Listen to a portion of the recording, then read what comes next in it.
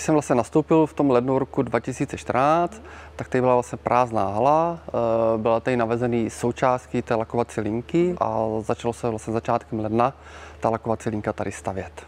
Takže jsem dohlížel na stavbu té lakovací linky, seznamoval jsem se s jejíma detailama a s tím, jak vlastně funguje úplně od šroubičku až po celý komplet. To nejzásadnější, co se muselo řešit při spuštění té lakovací linky, bylo vlastně spoustu nečistot, které vlastně padaly z té lakovací linky na ten nalakovaný materiál a znehodnocovalo to tu lakovanou plochu. Dělalo se právě strašně moc práce kolem toho, kdy se neustále dokola ty dílce čistily, zabrušovaly se, upravovala se různé části té lakovací linky tak, aby ta nečistota co nejméně na tom materiálu vlastně ulpívala nebo padala na něho. Práškové lakování je opravdu velice rychlý způsob a ekologický způsob lakování. Nepoužívají se tam žádný ředidla, žádný rozpouštědla.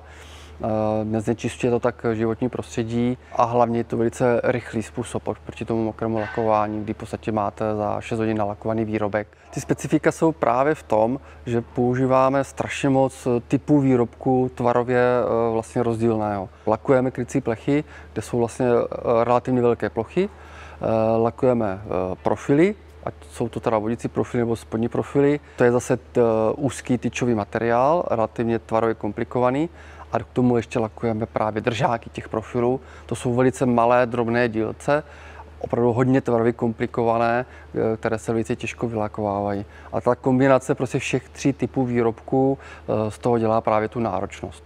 Tou první věcí, kterou se hodně odlišujeme třeba od konkurence, kdy my v podstatě ten povrch u těch profilů kartáčujeme. Odstraňujeme tam různé nečistoty, rýhy, záděry, tak, aby po finálním nalakování ten povrch byl absolutně hladký a nebyly tam žádné zalakované nečistoty. Takže toto vlastně vychystávání toho materiálu následně už navyšuje na tu lakovací linku ručně pomocí navyšovacích přípravků.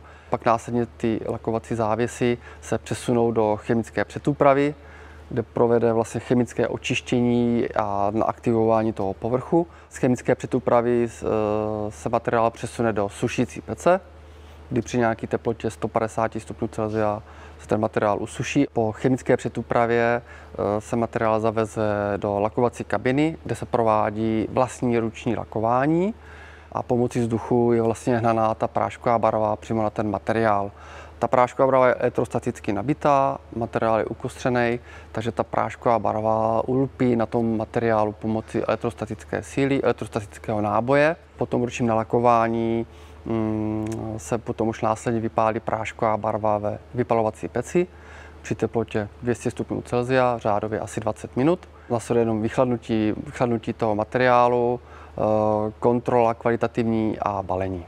Ověřujeme, jestli ta tloušťka je dostatečná na to, aby ta vlastní barva chránila ten hliníkový materiál před povětrnostními vlivy. A druhý parametr té barvy je vlastně vizuální vzhled, kdy provádíme opravdu 100% kontrolu každého kusu, každé plochy a musí ten vzhled vizuálně odpovídat po celé ploše toho výrobku, musí být prostě stejný. Každý člověk má jiné vnímání světla, barev, proto právě na tyto pozice přijímáme ženy, protože ženy v tomto směru mají mnohem lepší barevný cit a vidění a jsou v tomto směru mnohem přísnější. Díky té barevné skladbě, kterou tady máme, musíme udržovat abnormální čistotu. Za tu směnu dokážeme lakovat až třeba 13 barevných odstínů, takže za 8 hodin vystřídat, vyměnit 13 barev opravdu klade obrovský nároky na čistotu kolem lakovací kabiny i v vlastní lakovně, tak, aby nedocházelo k přenosu jednotlivých barev mezi sebou. V okamžiku, kdy třeba dochází i ke změně, k větší výrazné změně barevných odstínů, třeba z tmavé na světlou, třeba z černé na bílou, tak i lakírníci se musí ofoukat a musí vyměnit svůj vlastně kombinézu lakovací. Jednu kombinézu mají na tmavou barvu, druhou kombinézu mají na světlé barvy. Ve vedlejší vlastně budově máme sklad práškových barev, to speciální prostor vyčleněný přímo na tu práškovou barvu, aby jsme splnili i podmínky skladování toho výrobce. To znamená, nesmí tam být vlastně přímý sluneční svit, takže tam nejsou vůbec okna. Kontrolujeme tam i vlhkost vzduchu, aby ta prášková barva nezvlhla a potom následně neznemožnila to vlastně lakování.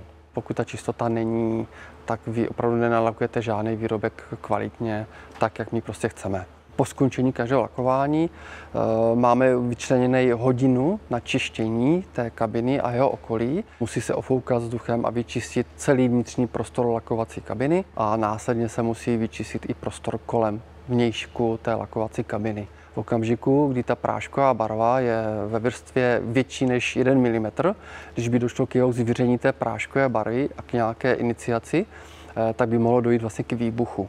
Takže té čistotě se věnujeme během té směny, v podstatě bych řekl, že neustále. Za těch 6 let provozu jsme provedli spoustu takových zásadních technologických úprav. Za A, tedy zvýšili vlastní produktivitu té lakovací linky, za B, tedy zlepšili i to pracovní prostředí těch vlastních pracovníků. Jsou tady, bych k tomu říkal, až přímo exkurze, že si připadáme až kolikrát na hradě nebo na nějakém zámku. Právě z první těch věcí, kterou si ti zákazníci všimnou a jsou milé překvapení a hnedka se na to ptají, protože jsou zvyknutí hlavně z toho mokrého lakování na typický prostě ovzduší v té lakovně a nečistotu samozřejmě. A když přijdou semka a vidí ten pořádek a všechno kolem, tak jsou velice udivení a tohle to kvitují jako obrovský bonus a plus. Snažíme se opravdu, aby ta kvalita byla na top úrovni a myslím si, že opravdu je.